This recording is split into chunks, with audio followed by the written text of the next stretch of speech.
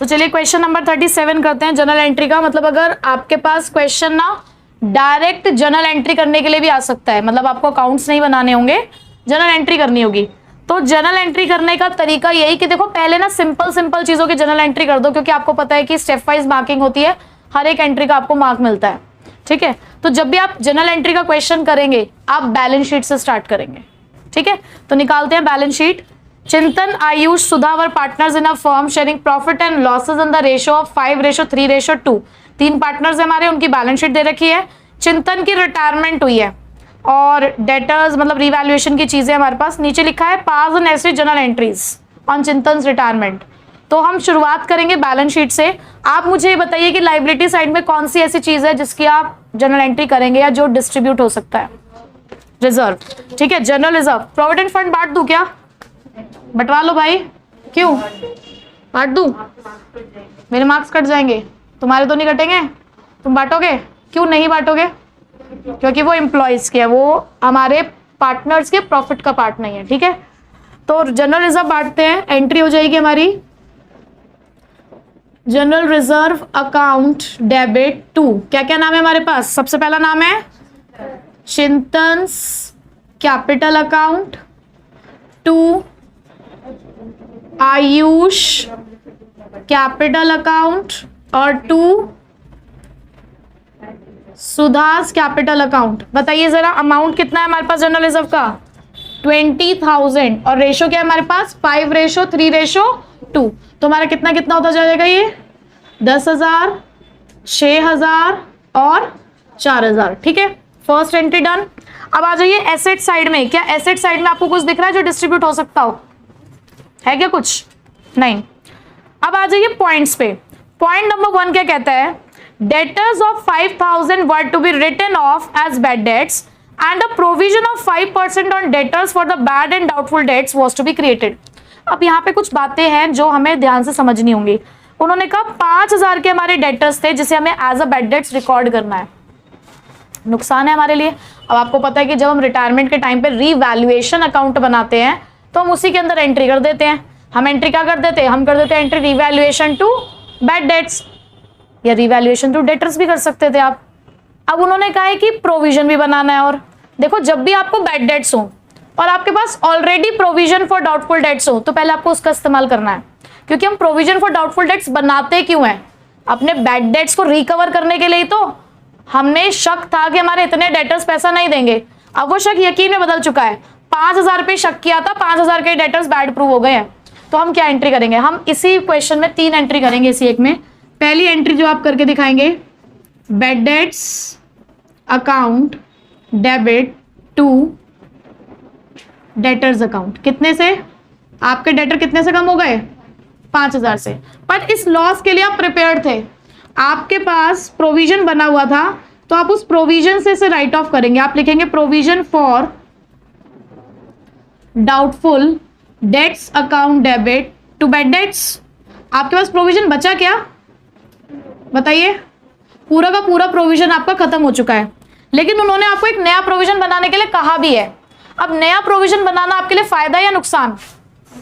नुकसान। नुकसान के लिए रिवैल्यूएशन डेबिट या क्रेडिट?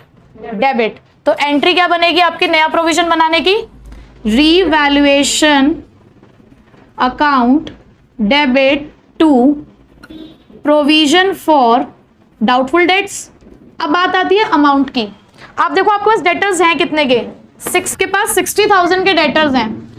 5,000 के डेटर्स हमारे बैड हो गए हैं। भाई आपने देखो ना यहाँ पे डेटर्स को कम किया है ना 5,000 से, तो आपने 5,000 से पहले अपने डेटर्स कम किए। कितना प्रोविजन आपको बनाना है अब उसके बाद? 5% का। तो आप 55,000 का 5% प्रोविजन मेंटेन करेंगे। कितना? तो वो आएगा हमारा 2750। ठीक, तो फर्स्ट पॉइंट हो गया हमारा। फर्स्ट पॉइंट क्लियर है? मार्क कर लो कि ऐसे पॉइंट्स में हमें 3 एंट्रीज करनी है। Next is for the goodwill. अभी गुडविल को बाद में करेंगे, पहले रिवैल्यूएशन को ही कंटिन्यू करते हैं। Stock was revalued at 36,000। देखो लिखा है रीवैल्यूड एट, इतना हो गया है। पहले कितने का था? 30,000 का। 30 से 36 का हो गया स्टॉक। फायदा है नुकसान? फायदा है। फायदे के लिए रिवैल्यूएशन बताइए, क्रेडिट। तो एंट्री जाएगी आपकी क्या? Stock account debit to revaluation account कितने से? 6000 से। ठीक है, उसके बाद नेक्स्ट आगे लिखा हुआ है furniture was under valued bye 9000। आपका फर्नीचर 9000 से कम लिखा हुआ है, तो आप क्या करेंगे? उसको बढ़ा देंगे। तो फर्नीचर को बढ़ाना यानी कि एसेट का बढ़ना फायदा है नुकसान? फायदा। फायदे के लिए रिवैल्यूएशन क्रेडिट, और एसेट बढ़ रहा है इसलिए वो डेबिट। तो एंट्री गई आपकी furniture account debit to revaluation account कितने से? 9000 से। Liability for workman compensation of 2000 was to be created. अब देखो वर्कमैन कंपेंसेशन की लाइबिलिटी है, अगर मेरे पास वर्कमैन कंपेंसेशन रिजर्व होता तो मैं पैसा उसमें से निकाल लेती, लेकिन कोई रिजर्व था क्या हमारे पास वर्कमैन कंपेंसेशन का? नहीं था। हम बैलेंस शीट का काम पहले ही कर चुके हैं, इसलिए बात हमें पहले ही पता है। तो यानी कि ये हमारे लिए एक अनरिकॉर्डेड लाइबिलिटी है। अब अचानक से एक लाइबिलिटी का आ जाना फायदा है नुकसान? नुकसान के लिए रिवैल्यूएशन डेबिट। भूल मत जाना एग्जाम में, ये रिवैल्यूएशन अकाउंट डेबिट टू क्या लिखेंगे आप? Liability for workman compensation. मैं शॉर्ट में लिख रही हूं, आप नहीं लिखेंगे इसे शॉर्ट में। कितने की लाइबिलिटी अराइज हुई है? 2000 की। उसके बाद क्या दे रखा है देखो, Chintan was to be paid 20,000 by cheque. क्या उसका रिवैल्यूएशन से कोई लेना देना होता है? पहले हम रिवैल्यूएशन ही कंप्लीट कर लें। रिवैल्यूएशन का प्रॉफिट और लॉस देखो, रिवैल्यूएशन आपने डेबिट कितनी बार किया है? 2750 यहाँ पे किया है, 2000 से यहाँ किया है, टोटल 4750 से रिवैल्यूएशन आपका डेबिट है। डेबिट कितने से है? 4750। क्रेडिट कितने से किया आपने रिवैल्यूएशन को? देखो जरा, 6000 यहाँ पे किया है और 9000 वहां पे, 15000। आपके रिवैल्यूएशन की क्रेडिट साइड डेबिट साइड से बड़ी है, तो प्रॉफिट है रिवैल्यूएशन का या लॉस? प्रॉफिट है, क्योंकि रिवैल्यूएशन क्रेडिट बड़ा होना इसका मतलब प्रॉफिट है। तो प्रॉफिट की एंट्री क्या करेंगे आप? Revaluation account debit to Chintan's capital account to तब तक बांट दो जरा, डिफरेंस निकालो और बांटो। 4750, 15000 और 4750। Chintan's capital account to Ayush capital account और टू सुधास कैपिटल अकाउंट। तो हम डिफरेंस निकालेंगे 15000 में से 4750 माइनस करके, तो हमारा डिफरेंस आया है 10,250, जिसको आप बांटोगे ओल्ड रेशो में, यानी कि 5/10, 3/10 और 2/10, तीनों अमाउंट मिल गए हमें। अब आते हैं हम जो हमने बीच में एक एंट्री छोड़ी थी, कौन सी? गुडविल वाली। अब उस पर चलते हैं। लिखा है goodwill of the firm on Chintan's retirement was valued at 1 lakh. Chintan share of the same will be adjusted by debiting the capital account of Ayush and Sudha. देखो ये बात ना भी लिखी होती तो भी हमें पता होता है कि जो रिटायरिंग पार्टनर की गुडविल है वो किसको मिलती है? गेनिंग पार्टनर्स को। जो पार्टनर छोड़कर चला गया वो तो सैक्रिफाइस्ड है, तो गेनिंग पार्टनर कौन हुए? आयुष और सुधा। तो हमारी गुडविल की एंट्री क्या बनी? हम डायरेक्ट कर सकते हैं, आयुष कैपिटल अकाउंट डेबिट,